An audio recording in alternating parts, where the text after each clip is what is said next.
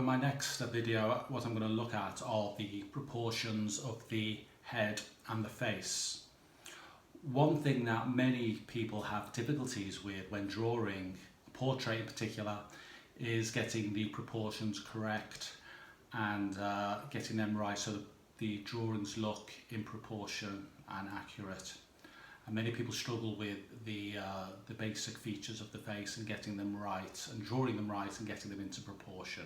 So what I'm going to focus on here are organising the proportions, drawing them correctly so you can create an accurate portrait drawing.